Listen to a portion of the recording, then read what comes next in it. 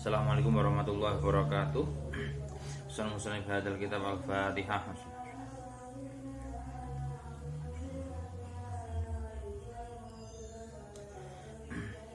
Bismillahirrahmanirrahim.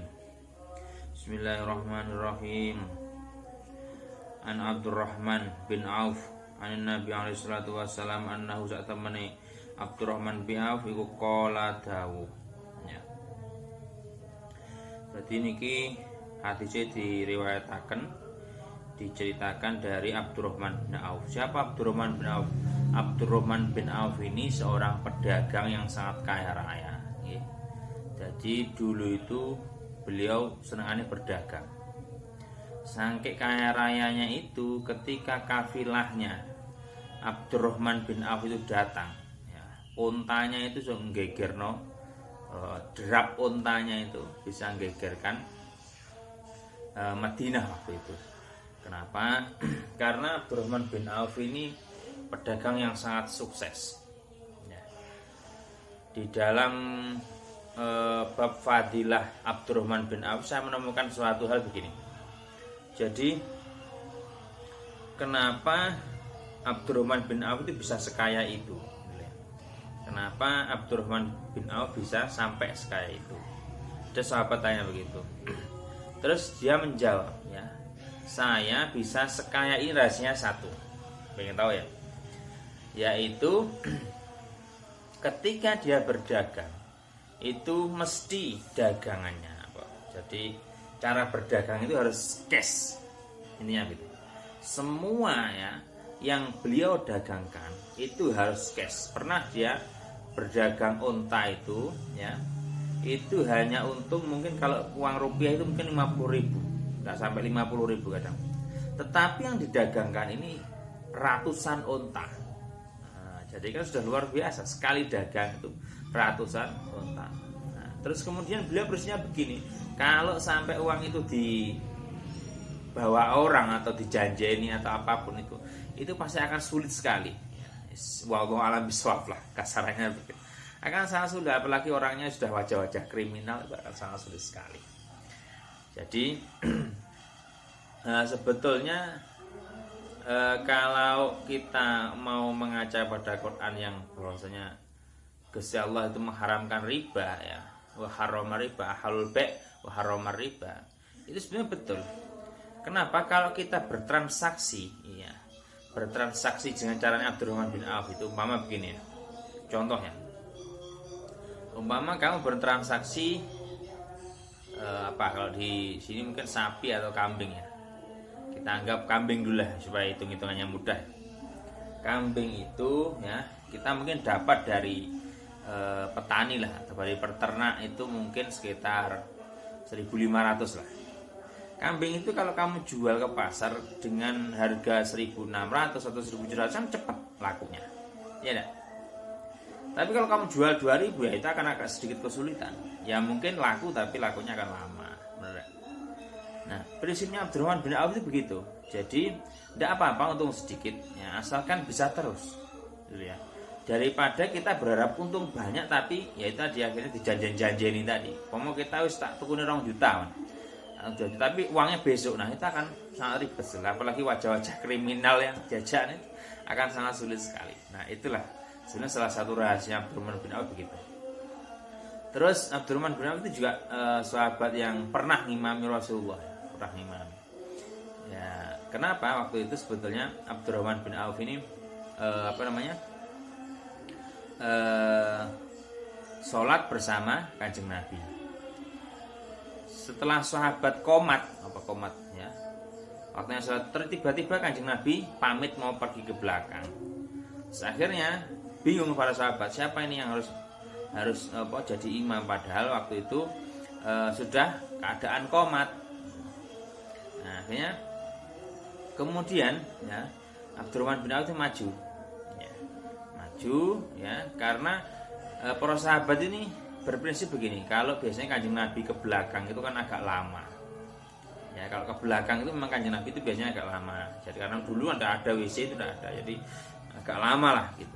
Biasanya begitu. Maka dari itu akhirnya Abdurrahman bin Auf ngimami jamaah itu. Kemudian ternyata di luar prediksi, setelah jamaah itu sudah siap, kemudian Abdurrahman bin Auf sudah dapat 1 rakaat, tiba-tiba Kanjeng Nabi itu balik. Waktu itu sebenarnya tahu, Abdurrahman bin Auf tahu, cuma pernah berpikir begini dia, Abdurrahman, ya wis tidak apa-apa lah, kalau saya sudah jadi imam tidak apa-apa, karena memang mungkin dari rezeki saya pernah ngimami ahabun nasilallah, pernah ngimami orang yang paling disenangi sama Allah. Jadi seperti itu. Wow, hebat ya Abdurrahman bin Auf. Saya lanjutkan ya. Ana sak temene Abdurrahman bin Auf itu kala dawuh. Ya. Sini. Ana sak temene Kanjeng Nabi iku kala dawuh. Ya. Diceritakan dari Abdurrahman bin Auf bahwa Kanjeng Nabi ini pernah dawuh begini, dawuhnya Kanjeng Nabi. Ya. Ja'ani teko ingsun Kanjeng Nabi. Sapa Jibril nggih malaikat Jibril. Wa qala lan dawuh sapa malaikat Jibril, ya Muhammad, Kanjeng Nabi Muhammad, la yusolli ora ndonga selawat alaika ing atase sira sapa hadun wong suci illa sallalaihi, ya, kejaba macake selawat alaihi ing atase wong sing maca selawat sabuna kelawan 70 apane alfan eune malakan malaikate sabuna alfan 70.000 malaikat. Sing ngaten. Jadi barang siapa yang bersolawat kepada Kanjeng Nabi, yuk selawat bareng Allahumma sholli ala sayyidina Muhammad, nah, 1 kali begitu, itu maka malaikat sebanyak ya 70.000 ya itu membacakan atau membales solawat. Jadi zaman solawat sepisan teng Kanjeng Nabi, ya, 1 kali solawat Kanjeng Nabi sama dibalas 70.000 solawat dari malaikat. Ya lek sing donga sampean atau sing donga saya atau yang berdoa saya mungkin tidak kabul, tapi kalau malaikat karena mereka dijaga ya, insya Allah doanya kabul. Ngerti nggih? Doa solawatnya itu. Waman lantas sapane salata kang den wasake salat alih ing atase masing disolawati gitu. Alih ing atase sapa malaikat kana mongko ana min ahlil jannah saking ahli penduduk swarga. Barang siapa yang dibacakan 1 kali sholawat saja ya, siapa yang bacakan malaikat maka dia termasuk min ahlil jannah. Satu kali selawat. Padahal kamu selawat ke Kanjeng Nabi 1 kali ya dibalas 70.000 kali.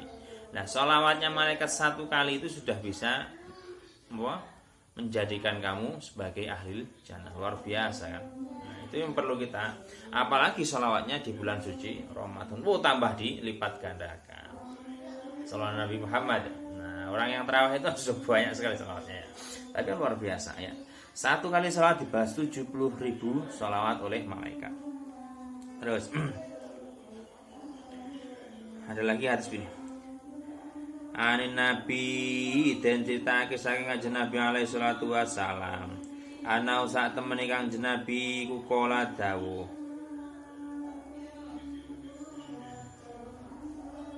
Hikayatan dan ceritake an robbahu ta'ala saking pangeran, saking Allah Ta'ala. Berarti hadis qudsi.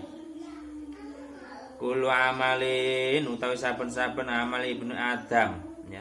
Saking anak turun Adam iku lahu kedue ibni Adam. Ila saumu angin poso fa innahu sak temene poso iku li kedue ingsun.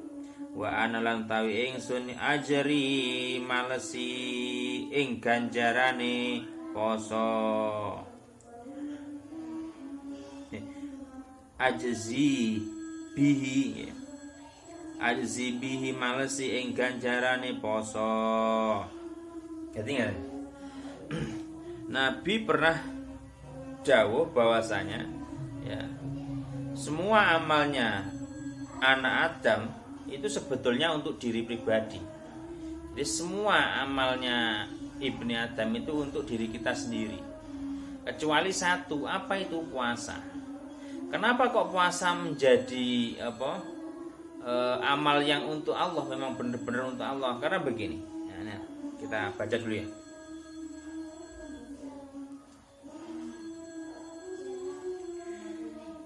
Li anna saumin ya. Krana sak temene poso iku siri atau rahasia. Laisa ora ana fihi ing dalem saum iku amalan amalin amal ya. Bisyahadat ya. Bisyahadat lahu ya. Kang den sekseni ya lahu maring amal ya. Asaira taat kelawan taat. Wali anasir ya lan wali annahu lan sak temene poso iku sirun rahasia la yarahu ora ningali ing poso sapa adun wong suwiji illallahi taala angin kejaba Allah taala.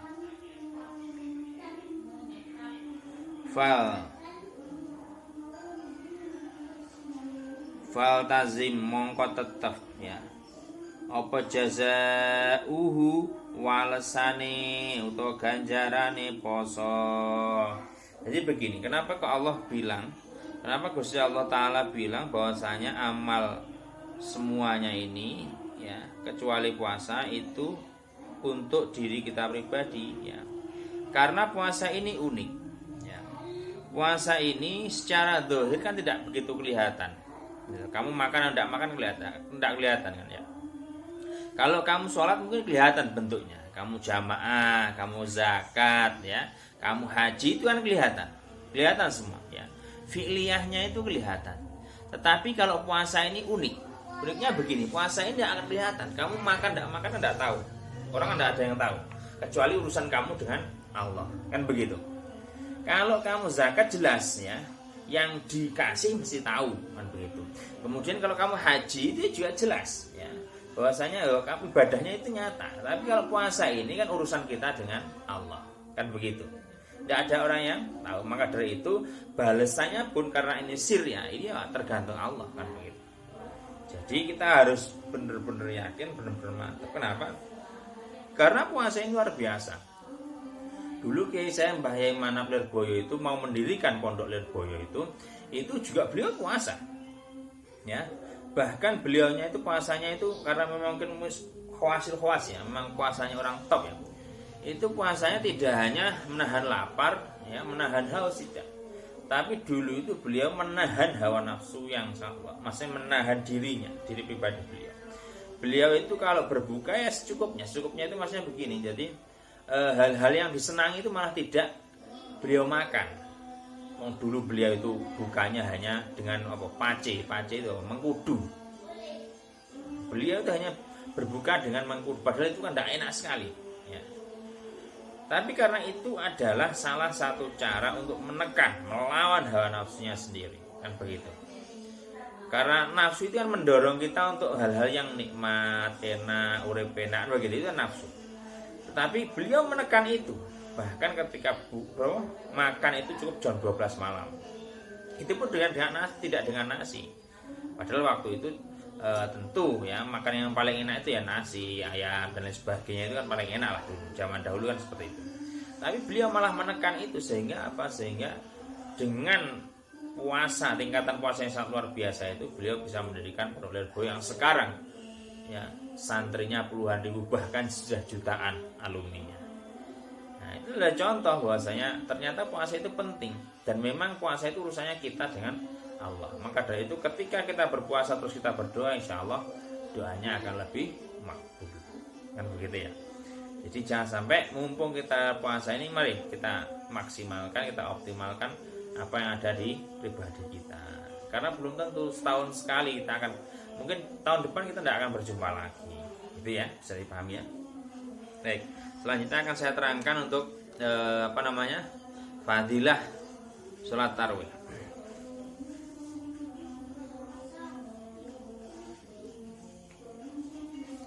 Ini diceritakan dari Sayyidina Ali ya. Ana Ali bin Abi Thalib radhiyallahu ta'ala anhu anna saat menikah Sayyidina qala tausu ilan Nabi alaihi salatu wasalam an fadailit tarawih fi syahri Ramadan. Langsung ya. Wa fil lailati samaniyah ya.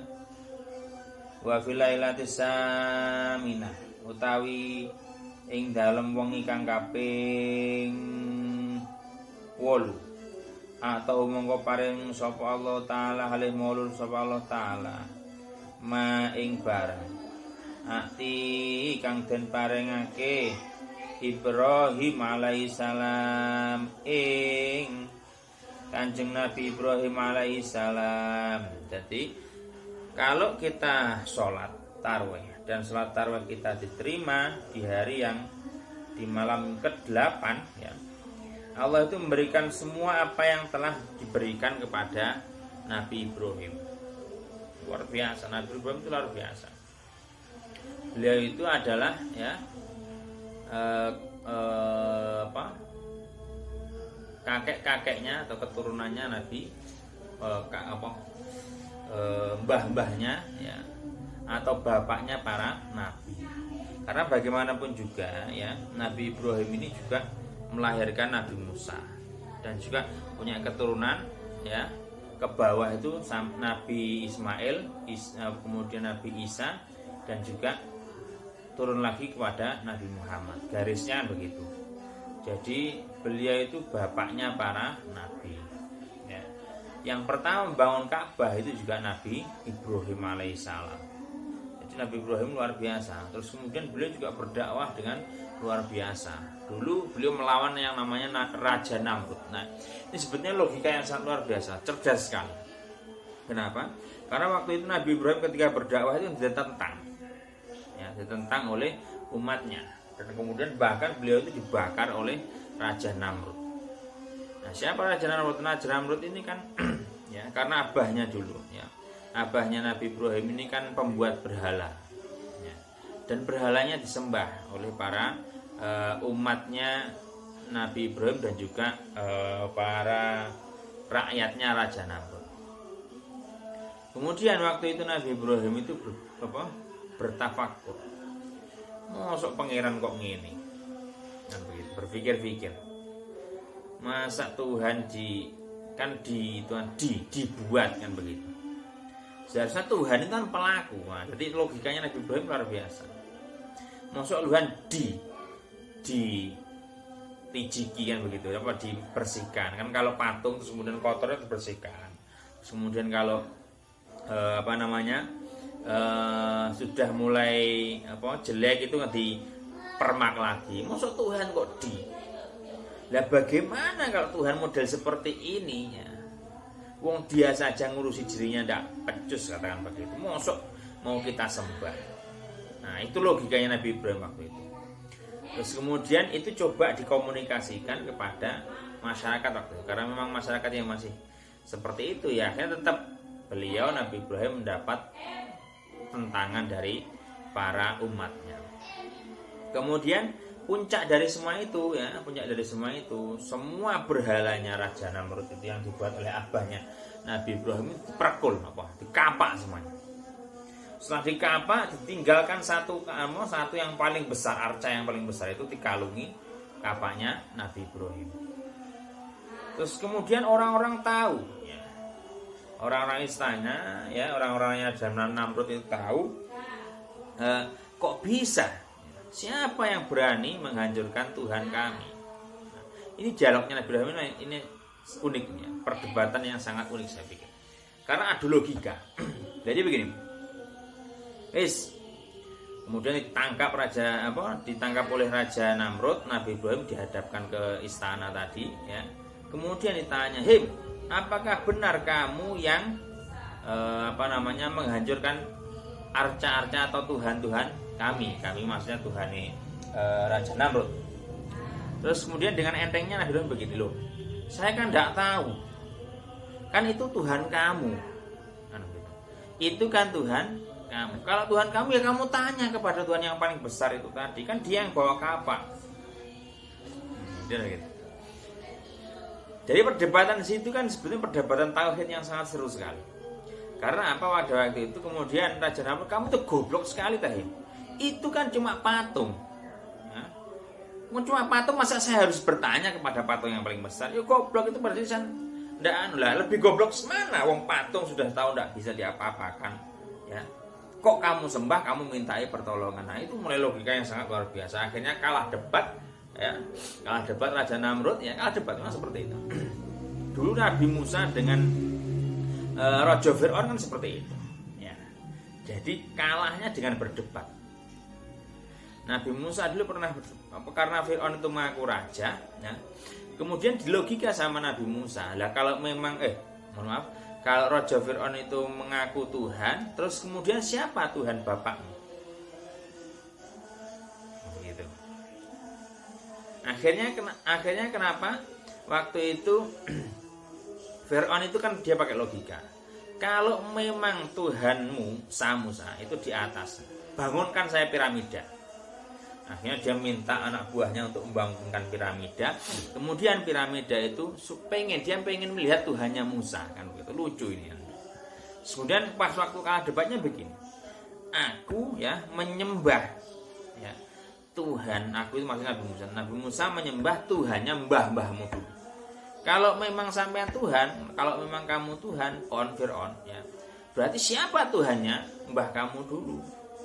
Padahal kamu baru lahir, kemudian kamu jadi Tuhan. Masa Tuhan datangnya belakangan dengan yang diciptakan? Nah, ini mulai logikanya mulai panik ya. Akhirnya diburu tadi begitu. Nah, sama juga dengan kisah Nabi Ibrahim ini, karena Raja Namrud ini kalah debat, akhirnya diobong, dibakar hidup-hidup. Nah, yang lucu lagi begini. Ini juga, ya. Waktu itu, ya, ketika dibakar dengan api yang sangat luar biasa tadi, itu ada seekor katak sebenarnya. Yang katak itu, ya, ngambil air di selokan atau di mana tidak tahu ya, ngambil air itu semprot-semprotkan ke apinya, api yang membakar Nabi Ibrahim. Ada dua.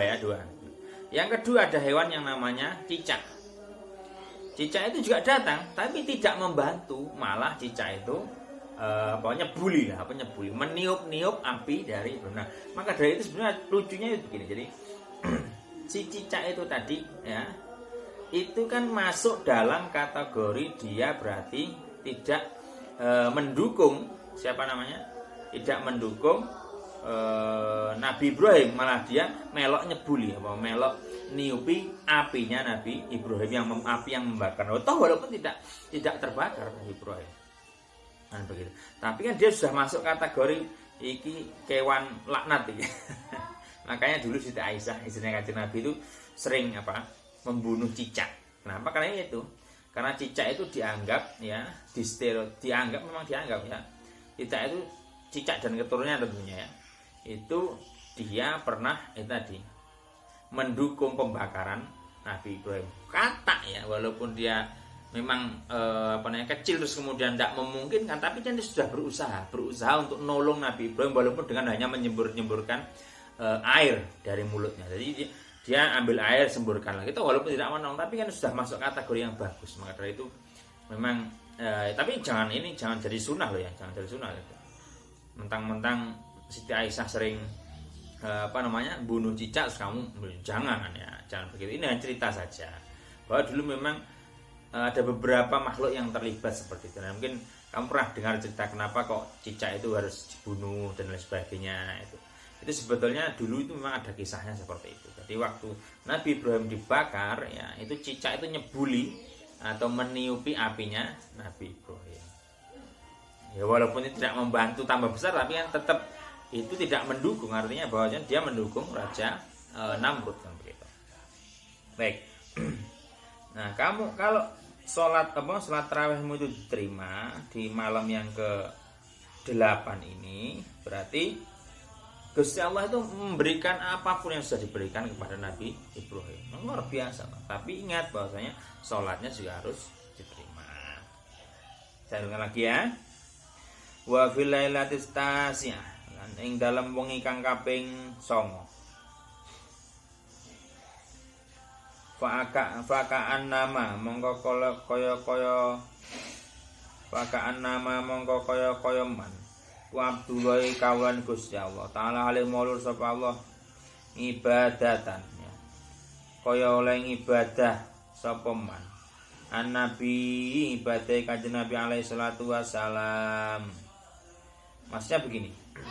Jadi kalau kamu sholat tarawih dan sholatmu diterima, maka seakan-akan ya kamu itu beribadah kepada Allah ya seperti ibadahnya Nabi Muhammad Shallallahu Alaihi Wasallam. Ibadahnya Nabi Muhammad Shallallahu Alaihi Wasallam ini sangat luar biasa. Kenapa? Karena Nabi Muhammad Shallallahu Alaihi Wasallam ya tentunya ini adalah manusia yang paling baik. Kalau manusia yang paling baik tentunya ibadahnya pun juga akan sangat mudah diterima. Maka dari itu mari ya kita benar-benar umatnya Kanjeng Nabi itu yang katanya khairu ummah ini kita buktikan dengan cara apa? Dengan cara bahwasanya kita itu harus mampu ya, mencontoh semua yang diajarkan oleh Kanjeng Nabi. Ya kalau tidak bisa semua ya sebagian lah. Kalau tidak sebagian seperempat. Kalau tidak bisa semua ya minimal 1, 2, 3 ya pelan-pelan ya kita kita contoh. Kenapa? Karena memang pahalanya ini sangat luar biasa. Ya, semua amalan yang ada di bulan suci Ramadan ini pahalanya sangat luar biasa. Maka dari itu mari mumpung kita masih diberikan umur, ayo kita benar-benar memanfaatkan. Kita benar-benar memberikan kontribusi penuh yang mengisi bulan Ramadan ini dengan hal-hal yang positif. Jangan sampai ya kita setelah melewati madrasah Ramadan ini kita tetap atau pancet atau mabni lah bahasanya. Pancet tetap seperti ini. Nah, kita tidak boleh. Nah, seharusnya kita harus lebih baik lagi dan terus menjadi orang yang paling baik yang menjadi puncaknya itu khairul ummah. Jadi mendapat gelar yaitu umat terbaik. Nah, dulu ya sekian dari saya. Wallahu a'lam bishawab. Assalamualaikum warahmatullahi wabarakatuh.